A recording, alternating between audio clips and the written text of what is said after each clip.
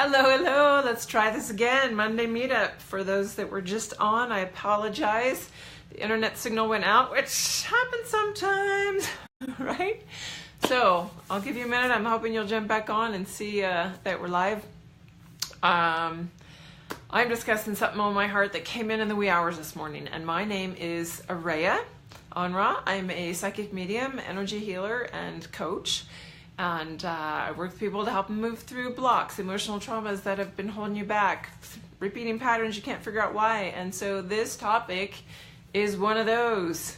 Why do you keep getting overlooked? Why do you why are you not the one chosen? Why are you in groups where you're not being the one picked? Why do you get overlooked? Why does everyone say hello to everyone else in the group and not to you? Whether it's a classroom situation, maybe it's one of these lives where you see people join on and everybody gets greeted but you. There's a reason, and there's always an emotional reason. And going back, part of this I think got inspired by last night. I got to go see Kinky Boots.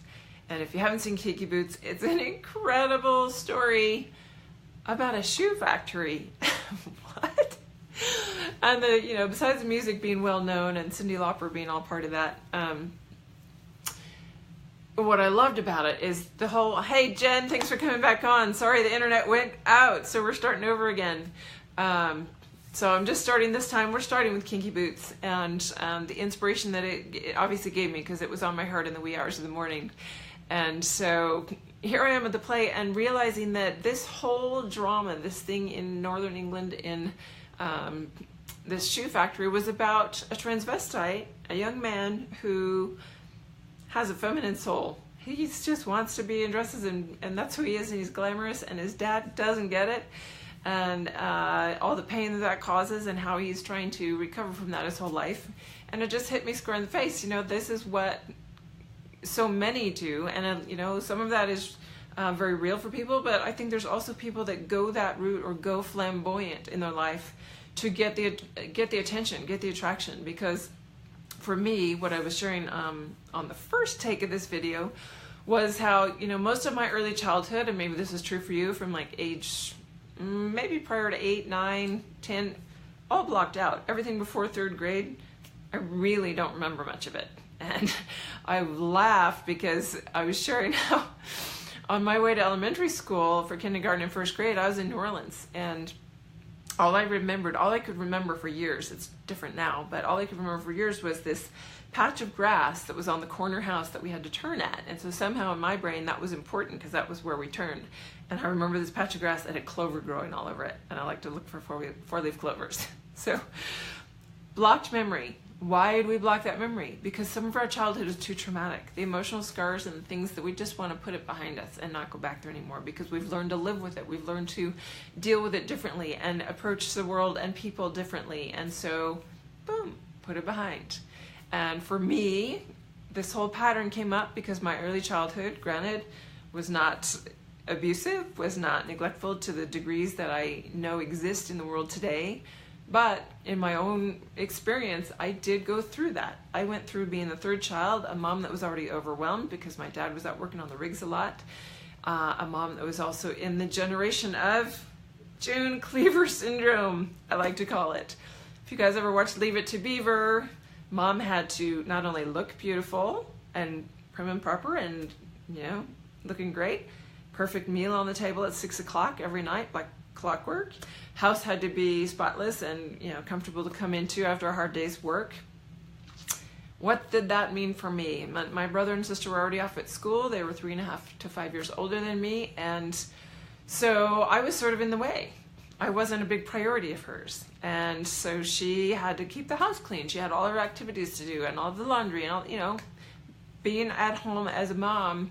And I know, because I'm a single parent, is hard. There's so much to do, and I find myself trying to reverse that for my own kids when I get into this pattern of overwhelmed with things to do. I've got to get this done, and so I try to force myself to take time away from the house to be with them when I can get over to the lake or somewhere else, because then I don't have those distractions that pull me away and force me into unintentional neglect in a way where they've got to entertain themselves, and some degree of that is healthy. But what I found in my own experience was that having this childhood having this level meant I was wanting to be special. I was needing somebody's attention. So Dad would come home and I would just do whatever I could to get his attention, right? I became Daddy's little girl because I needed someone to be feeding me energetically.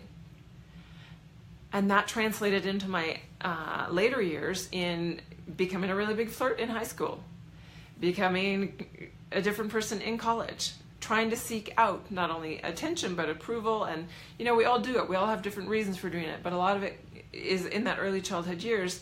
And so then I found myself over the years with several different teachers, finding my way, like doing workshops with them, doing more work with them, and then getting somehow in their inner circle for special trainings, or you can carry on this work and I'll teach you how to do it.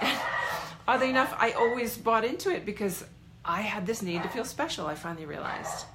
I would get involved in the inner circle, and oddly enough, because I didn't heal it within myself, Spirit was trying to show me something.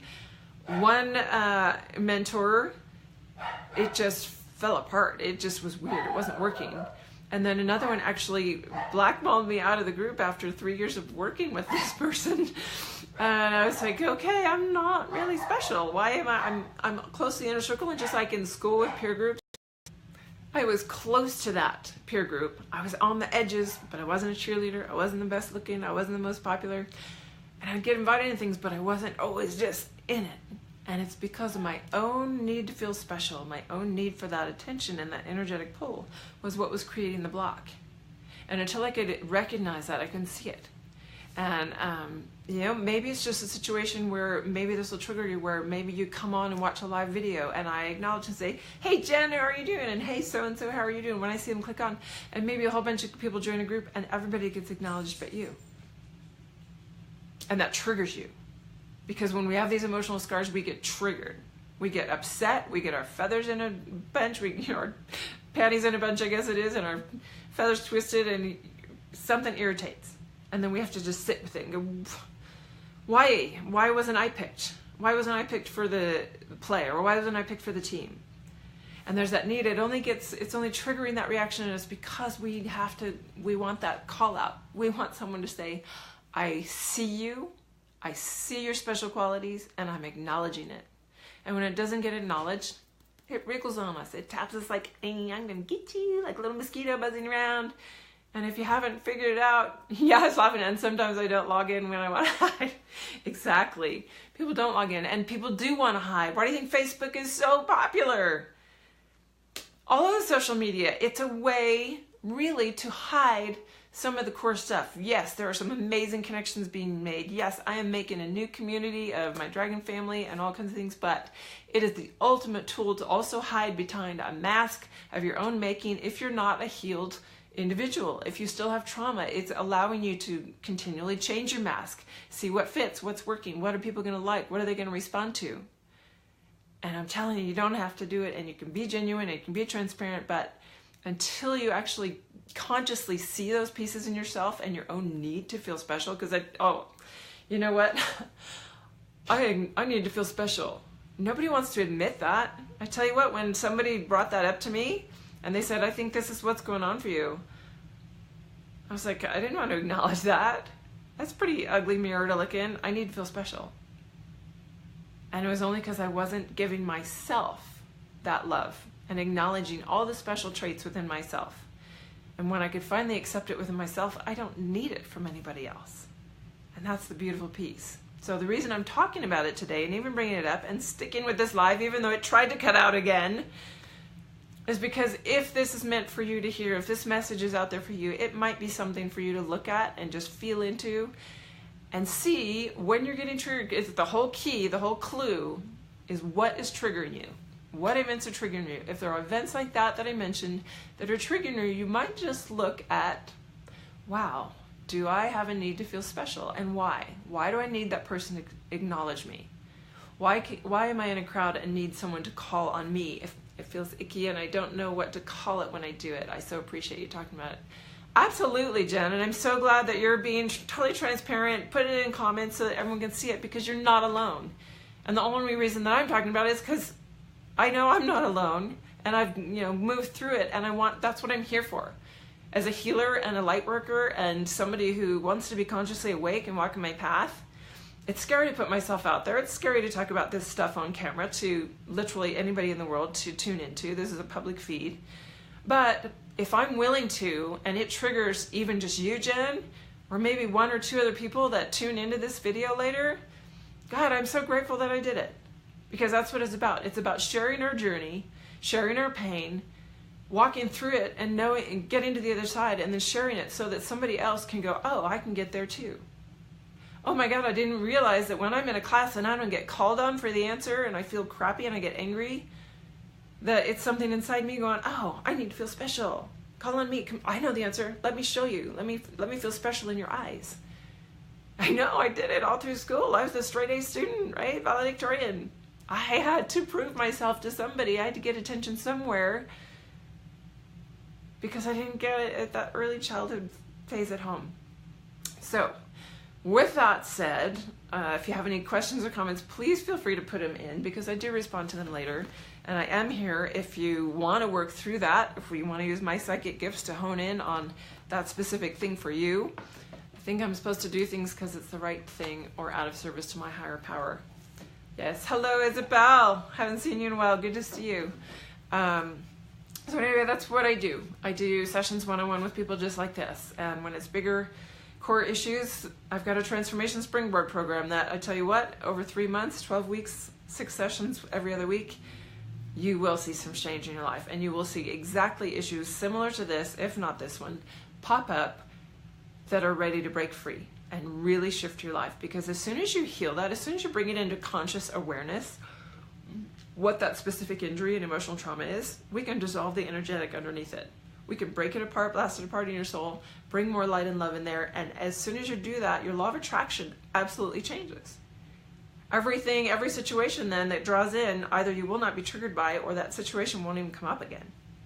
And that's the beautiful thing about doing deep healing work on yourself, because your life will change. And I know Isabel knows that because she has done a lot herself, and she's an incredible healer in her own right. And I love that Jen is on being really transparent with this. So I appreciate you guys tuning in. I'm going to do a card reading right now.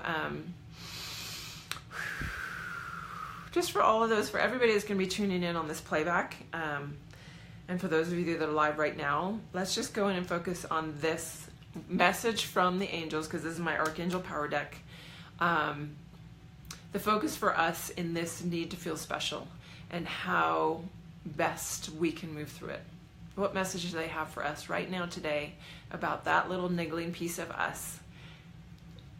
Oh, thank you, Isabel. I love seeing you. I'd love to see you in person one of these days, and maybe even for some special body work, because you know what? If you want some good body work in Reno, Isabel Fagawaga is amazing. If she's not just doing coaching solely now, I don't know if anybody's still benefiting from her incredible hands, but the combination work she does is very powerful, and I've definitely benefited from it. So let's do a reading for that on this need to feel special and what piece the angels have, what message the angels have for you today about that. And it is, see, I do my cards differently than other people. Everyone shuffles them until one falls out. And because I'm so in tune energetically, like I have to feel the heat and where it's drawn to in the deck. And so I sit and wait for the cards to split open for me. And we have the Queen of Raphael, kind, understanding, giving, psychic. Follow your heart, it says, a love of home and family, trustworthy psychic information. Now, isn't that interesting that here I am, a psychic, and I'm pulling a card, trustworthy psychic information. So something in this that was shared today is for you. There's something in that that is going to hit home, is going to trigger and be, thank you guys, be exactly what you needed to hear. Hi, Eva, and all the way from Oklahoma. I'd love to see you. That tells me that, you know what, if you're guided to even reach out and do a single reading with me, that you might get some clarity, that to follow your heart. Whatever is niggling, whatever gets triggered, whatever lights up for you in what we just talked about is what you need to pay attention to. And there might have been one sentence in 12 minutes of talking that was the key. And a love of home and family. So that to me is talking about all these pieces that are emotional trauma from early childhood. It doesn't mean we don't love our family. It doesn't mean we don't appreciate our childhood and how we grew up and the place that it brought us, because we are not the people we are today without everything that happened in our childhood, good, bad, ugly, fabulous, all of it. But the ugly and the bad and the pieces that didn't really serve to bring us into our hero self early on in our journey, that we've had to work through and we continue to work through to get back to that part of ourself that we were born as, that's where love of home and family. You are part of that home and family and loving yourself. And by loving yourself and bringing healing to those parts of yourself, you're going to find a greater love for your home and your family than you ever have. And you might love them dearly now, and you might have an incredible relationship with them now. It doesn't mean there weren't pieces of what I call emotional trauma that changed who you were when you came in at birth, that changed who you are now. And you know that if you're listening and you're looking for people like me that are talking on the internet about things that are hitting home for you, because you know that you're not connected to your highest, best self, your truest aspects, and that some of those pieces got lost along the way, as loving and beautiful as your family might be. And for those of you that didn't have a loving family and it might have been ugly and bad, maybe the trauma's a little harder to get through. Maybe there's a little more pain barriers that we need to get past, but I guarantee you we can. And I'm just so grateful for the work that I am. I'm grateful that they're here confirming that trustworthy psychic information. And whether it comes from me or someone else, that there is information coming to you that will help you move through this particular barrier. So I'm so grateful you guys tuned in. Thank you for sticking with me for take 2 and for the pause in the middle of it. And we will see you next week on our Monday Meetup. I love you guys, and I hope you have a wonderful rest of your day. Bye.